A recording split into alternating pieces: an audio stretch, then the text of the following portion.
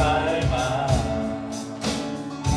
영원히 주 찬양 내 맘에 힘이 되신 주 영원한 빛이 되신 주 모든 복음 이루에 행하신 찬양해 주를 위해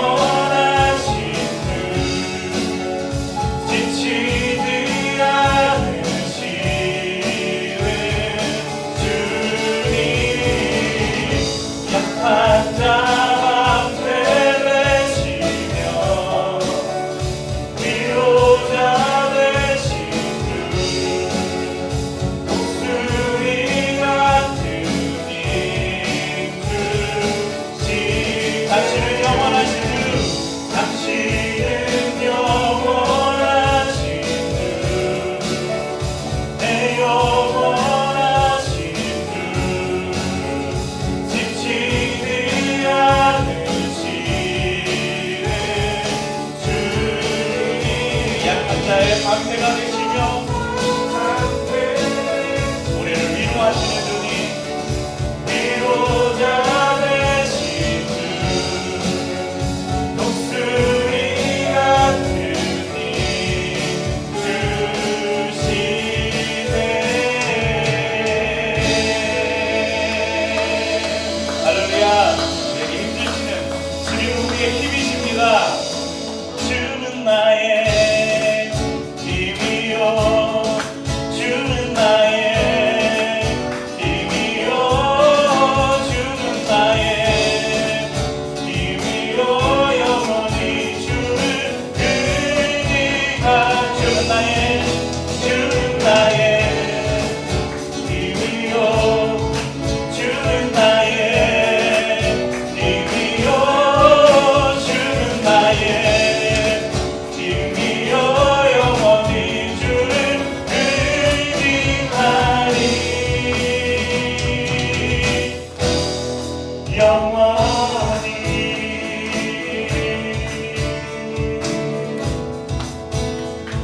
하늘 위에 주님밖에, 하늘 위에 주님밖에 내가 사모할 자는 세상에 없네.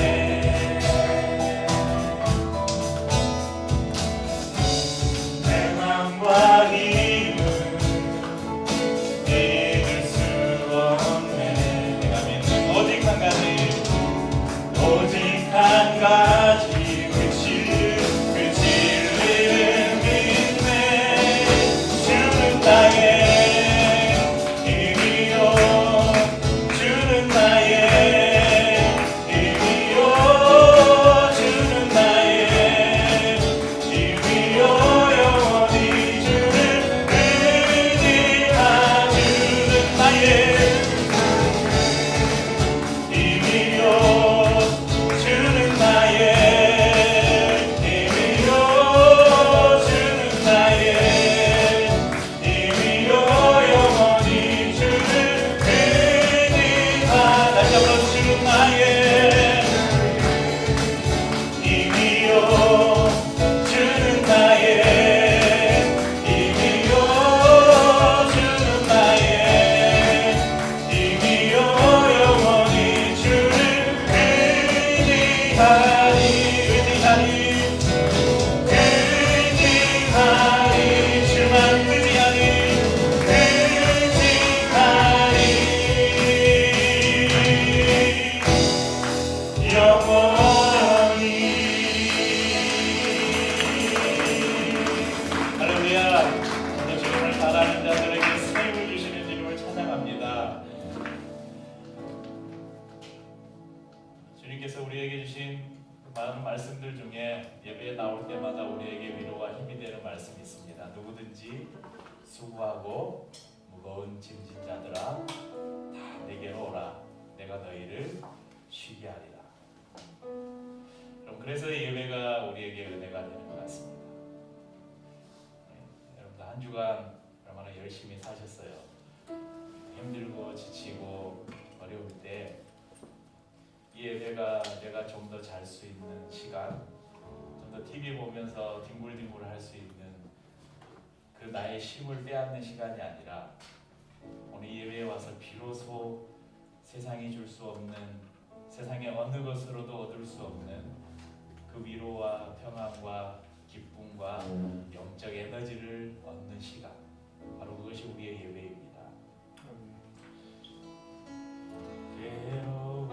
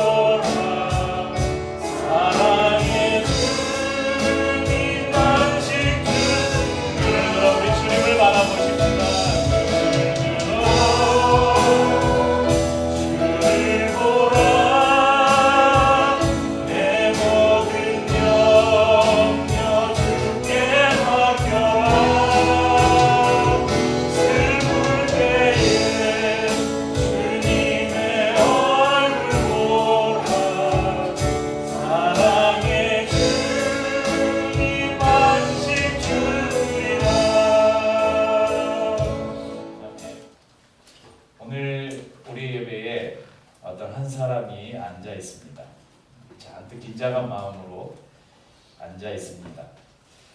괜히 왔나 하는 마음도 있고 그렇다고 딱히 갈 곳도 없고 오지 않으면 뭔가 벌을 받을 것만 같은 불길한 일이 생길 것 같은 그런 두려움에 어쩔 수 없이 지금 앉아 있습니다. 이 사람은 소중하게 여겼던 원칙을 버렸습니다. 사랑하는 사람에게 상처를 주었고 절대로 넘지 않겠다고 맹세했던 선을 넘어버렸습니다. 머릿속에는 혹시 다른 사람들이 내가 어제 혹은 이번 주간에 내가 한 일을 알고 있지는 않을까 그런 걱정을 안고 또 하나님 앞에서는 죄책감을 안고 지금 앉아 있습니다.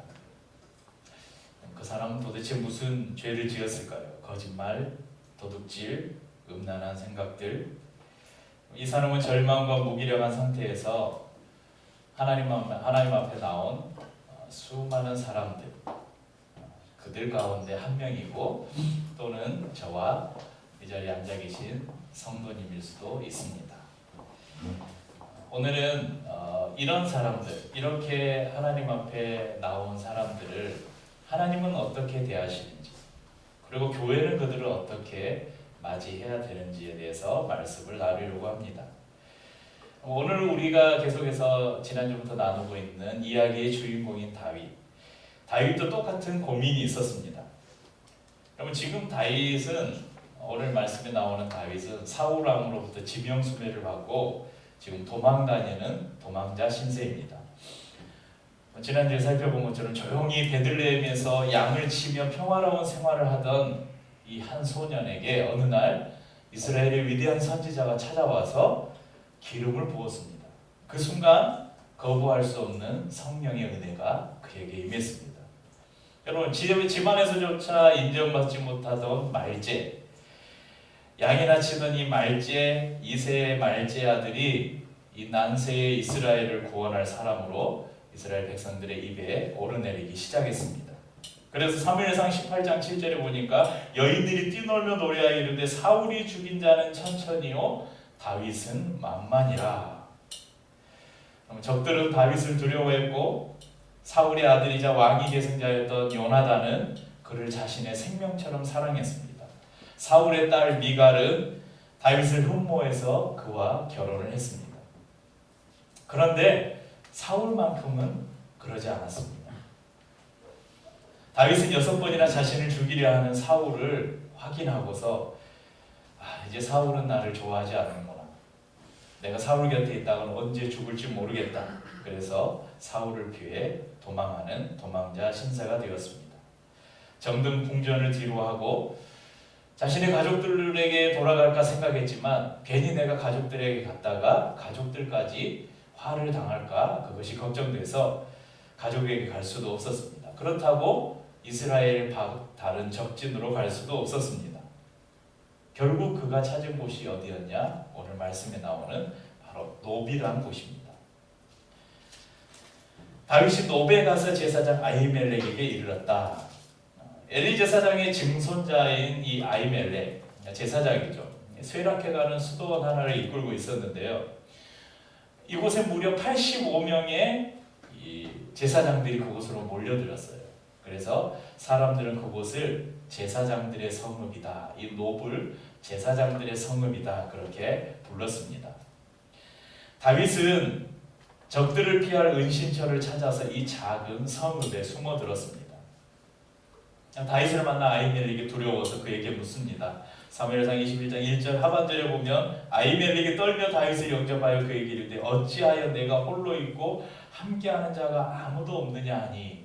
그럼 다윗이 당시에 아까 사람들이 막 그랬잖아요. 사울은 천천히요 다윗은 만만이다. 이스라엘 백성들이 얼마나 다윗을 칭송하고 좋아했어요. 그런데 지금 다윗이 홀로 아마 뒷이야기를 보면 지금 당장 먹을 것을 좀 달라 그러잖아요. 지금 당장 먹을 빵이 있느냐. 그러니까 얼마나 굶주림에 지금 시달리고 몰골이 얼마나 지금 며칠째 도망자 신세가 돼서 쫓기는 그 신세에 얼마나 몰골이 좀 비참한 모습 아니었을까 상상을 해봐요. 그러니까 아히멜렉이 물어요.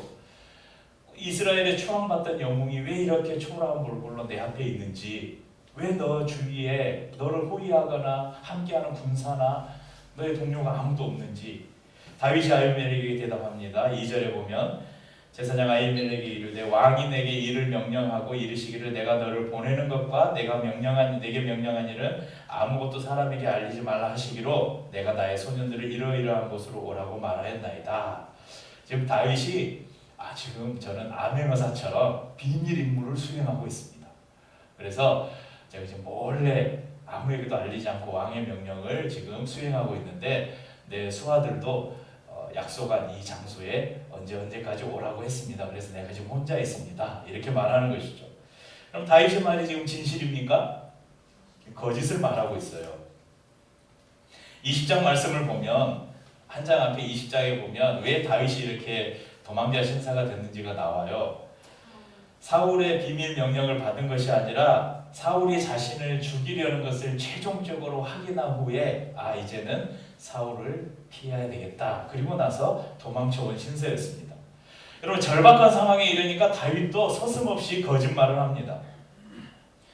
이전에 다윗의 모습이 어땠습니까? 형들이 그를 비난할 때도 그는 침착했고 골리앗이 이스라엘을 조롱하면서 포효할 때도 조금도 두려움이 없었습니다. 자신을 죽이려고 달려드는 사울 앞에서도 늘 평온을 유지했습니다. 하지만 그는 지금 마치 잘못하고 나서 교무실을 불려가서 선생님 앞에 서 있는 학생처럼 거짓말을 늘어내놓고 있습니다.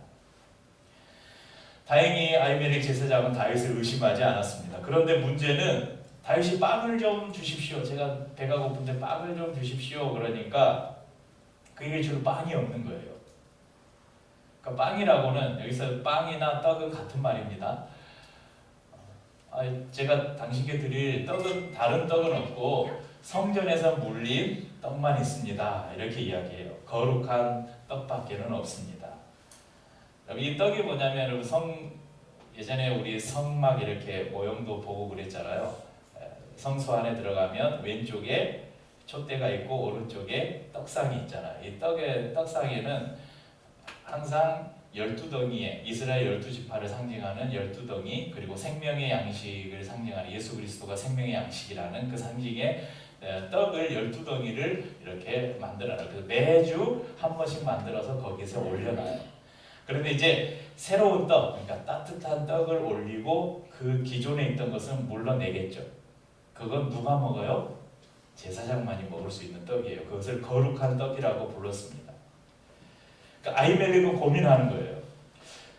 이 떡은 율법에 하나님께서 계명에 성전에 올려진 하나님께 드려진 거룩한 떡은 제사장만이 먹을 수 있다고 말씀하셨는데 이 율법을 어기고 지금 이 떡을 다윗에게 주어야 하나? 아니면 너가 굶어 죽든 말든 상관없고 나는 율법을 지켜야 되겠다 이렇게 말해야 하나 고민하고 있었습니다. 그래서 아히멜렉은 이 상황을 좀 빠져나갈 요량으로 한 가지 조건을 제시해요. 다윗과 그와 함께한 그의 수하들의 죄를 짓지 않는 여자를 가까이 하지 않는 여자를 가까이 하면 그러니까 그 성적인 관계를 가지면 부정하다고 여겼거든요. 그래서 너희의 소년들, 너의 수하들이 정결하냐, 성결하냐, 이 떡을 먹어도 될 만큼 성결하냐? 다윗이 말하죠. 그들은 성결하다, 확실하다. 아히멜렉은 그에게 성전에서 물린 떡을 줍니다. 아마 그 이후에도 아히멜렉은 갈등하지 않았을까요? 내가 잘한 결정인가? 율법을 잘못 적용한 것은 아니겠지? 아예 율법을 저버린 행동은 아니었을까? 아니야. 그래도 굶주려 죽어가는 사람들에게 그 굶주린 배를 채워주는 것만큼 중요한 게 어디 있겠어? 그러면서 자신의 결정을 스스로 위로했을 것입니다. 하나님의 법을 중요하게 여기는 대신 거룩한 자녀들의 필요를 채우는 쪽을 아히멜렉은 선택한 것입니다. 제사장에게 이런 호의를 받은 다윗은 거기에 또 다른 하나를 요구합니다. 8절에 보면 다윗이 아히멜렉에게 이르되 여기 당신의 수중에 창이나 칼이 없나이까 왕의 일이 급함으로 내가 네 칼과 무기를 가지지 못하였나이다 하니 왕의 명령이 너무 급해서 빨리 오느라고 내가 무기를 챙겨오지 못했는데 혹시 이 성읍에 칼이나 창이나 무기로 쓸만한 것이 있습니까? 물어보는 거예요. 여러분, 다윗의 신앙이 지금 흔들리고 있는 것입니다. 얼마 전까지만 해도 여러분, 골리앗을 상대할 때 다윗은 뭘로 골리앗을 물리쳤어요? 내lin가에서 주운 돌멩이 몇 개로 골리앗을 쓰러뜨렸습니다. 사울이 이제 제가 저 골리앗한테 내가 가겠습니다. 그러니까 사울이 저 또 애만 애 하나 잡는구나 하면서 안타까워서 야 그러면 내 갑옷이라도 벗어줄게 해가지고 사울의 갑옷을 벗어주고 사울의 칼을 줬어요. 그러니까 여러분 사울보다 다윗이 왜소했을 거예요. 성경의 기록에 보면. 그러니까 거추장스럽잖아요. 그러니까 다 벗어버리고 그냥 자기가 항상 쓰던 그 목자의 제구에 널 돌멩이 몇 개 주워가지고 가잖아요. 그랬던 그가 지금 제사장에게 싸울 무기를 달라고 요구하고 있습니다. 한때 온 이스라엘을 열광하게 했던 이 영웅 다윗에게 무슨 일이 일어났을까? 아마도 다윗은 하나님께 집중하는 시각을 놓쳐버렸던 것 같습니다. 자신의 머릿속엔 골리앗의 모습이 어른거리고 절망과 두려움이 엄습합니다. 거짓이 알을 낳고 두려움이 끓어오릅니다. 더 이상 숨을 곳도 먹을 것도 없습니다. 사용할 수 있는 자원이 다 고갈되어 버렸습니다. 이런 절망의 상황에 오늘 다윗이 한 가지 정말 선한 옳은 결정이 있었다면 그것이 무엇이었냐면 바로 노브를 찾아간 것입니다. 제사장을 찾아간 것입니다. 오늘 이 사건은 우리에게 중요한 교훈을 줘요. 과연 이 세상에서 절망하고 낙심하고 더 이상 내가 일어날 힘이 없다라고 앉아있는 성도들이 어느 곳을 찾아가야 되는가? 그것은 바로 하나님의 성전, 곧 교회를 향해 달려가야 한다고 우리에게 가르쳐줍니다. 그리고 아히멜렉을 찾아야 합니다. 아히멜렉은 갑자기 찾아온 손님에게 빵을 주었습니다. 또한 다윗이 칼을 요구하자 성전의 무기로 쓸 수 있는 칼이라고는 이 골리앗에게서 빼앗은 골리앗의 칼밖에 없었는데 그것을 다윗에게 내어줍니다. 허기진 배로 움켜쥐고 칼 한 자루 없이 성전에 들이닥친 이 사나이는 제사장으로부터 떡과 거인의 무기를 챙겨서 떠납니다. 작가이자 목회자인 유명한 유진 피터스는 교회의 중요한 기능에 대해서 이런 말을 했습니다. 다윗에게 그랬던 것처럼 내게도 성전은 하루를 살아갈 빵과 힘, 칼과 갖가지 무기를 얻는 자리다.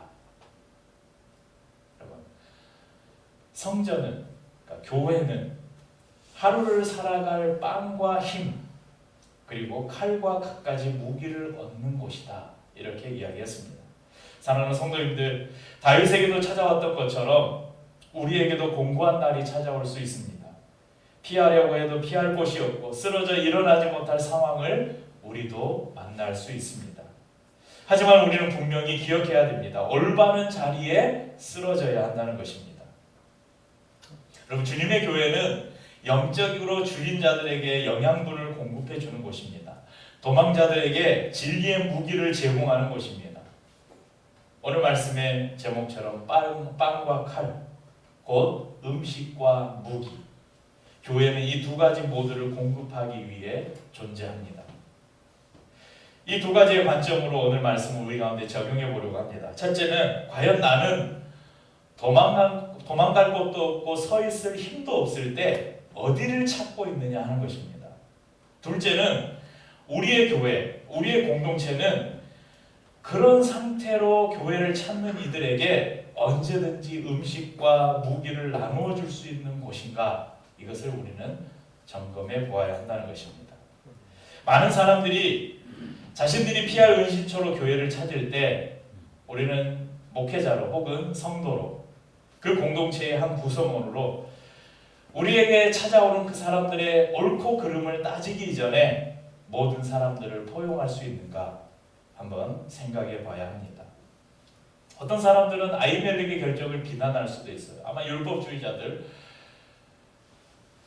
자기가 하나님의 열심이라고 생각하는 사람들은 아히멜렉을 이렇게 책망할 수도 있어요. 아니 어떻게 하나님의 율법을 어기면서까지 배고픈 사람을 돌봐줘야 하는가?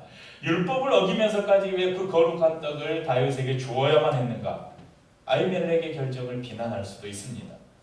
하지만 여러분 천년의 세월이 흐른 후에 여러분 예수님의 모습을 보면 그때 아히멜렉의 결정은 예수님의 마음과 동일한 결정이었던 것을 우리가 찾아볼 수 있습니다.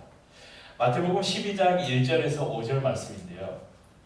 제가 읽어드리겠습니다. 그때 예수께서 안식일에 밀밭 사이로 가실새 제자들이 시장하여 이삭을 잘라 먹으니 바리새인들이 보고 예수께 말하되 보시오 당신의 제자들이 안식일에 하지 못할 일을 하나이다. 예수께서 이르시되 다윗이 자기와 그 함께한 자들이 시장할 때에 한 일을 읽지 못하였느냐? 그가 하나님의 전에 들어가서 제사장 외에는 자기나 그 함께한 자들이 먹어서는 안 되는 진설병을 먹지 아니하였느냐? 또 안식일에 제사장들이 성전 안에서 안식을 범하여도 죄가 없음을 너희가 율법에서 읽지 못하였느냐?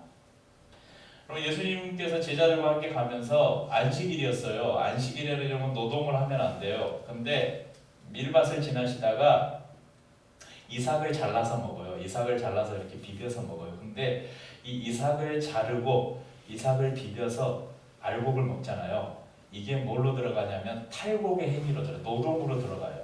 그래서 율법에서는 안식일에 절대 하면 안 되는 일로 정해놓은 거예요. 그러니까 제사장들이나 그 바리새인들이 그것을 보고 아니 왜 안식을 범하냐? 왜 안식일에 해서는 안 될 일을 하느냐? 이렇게 말할 때 예수님께서 누구의 이야기를 지금 꺼내셔요? 지금 1000년 전에 다윗의 이야기를 지금 이야기하고 우리가 지금 사무엘상에서 읽은 말씀을 예수님께서 꺼내고 있는 거예요. 그때 그 다윗이 그의 소아들과 가서 그 줄일 때 아히멜렉 제사장이 빵을 내어준 거 너희가 알지 못하느냐?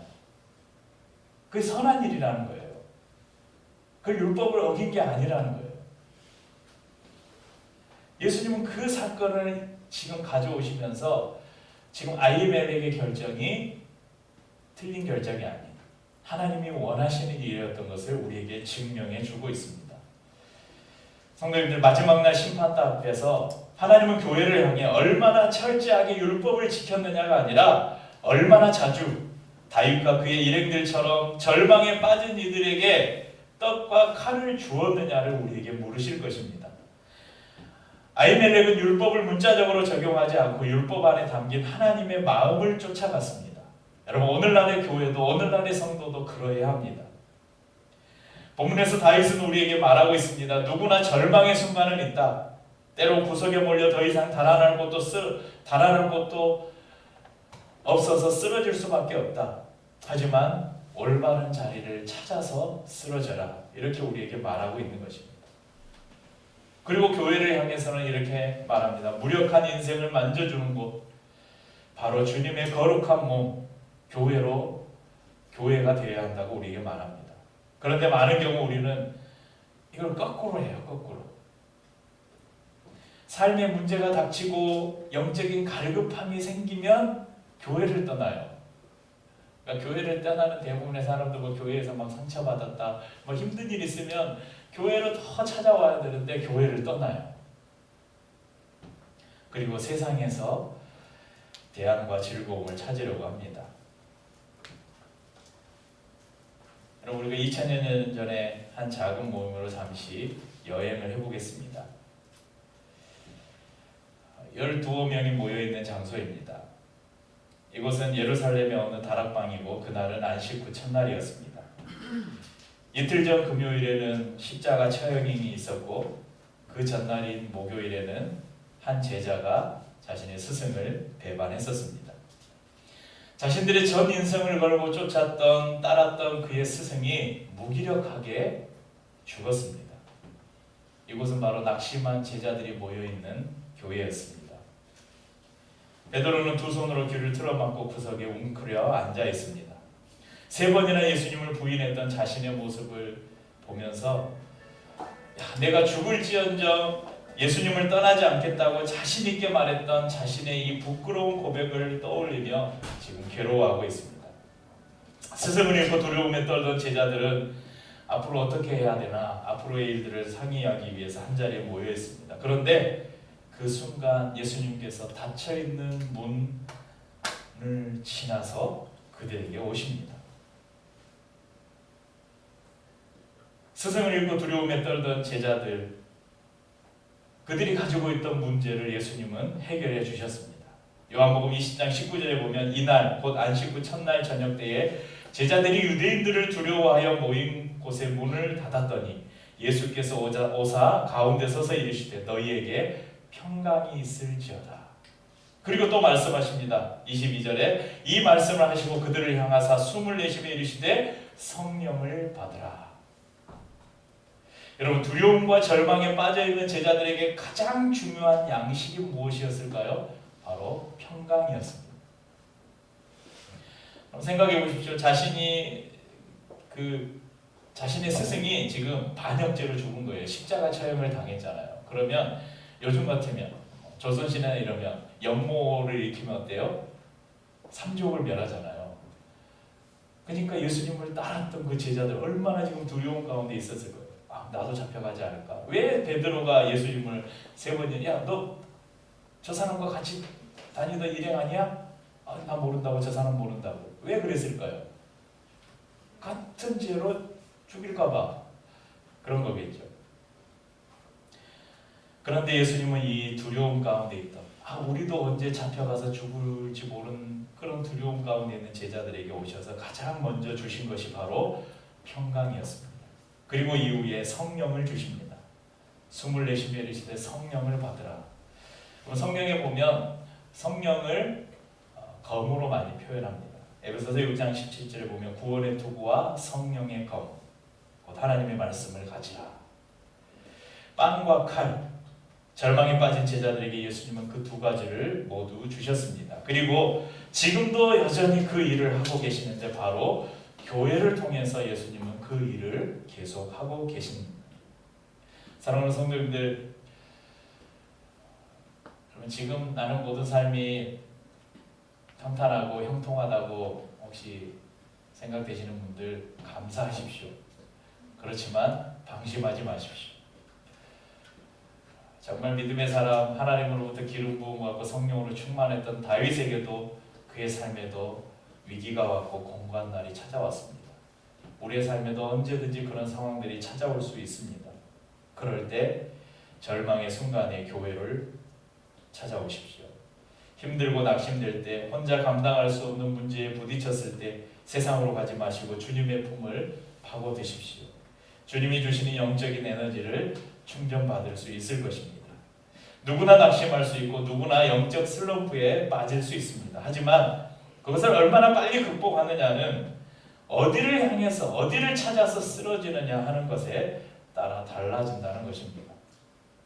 또한 비록 우리가 이 변방에 이름 없는 아주 작은 공동체이지만 우리의 공동체는 언제든 이런 절망 가운데 연약한 가운데 있는 사람들이 찾아올 때 그들을 품어주고 그들에게 빵과 칼을 내어줄 준비를 하고 있어야 할 것입니다.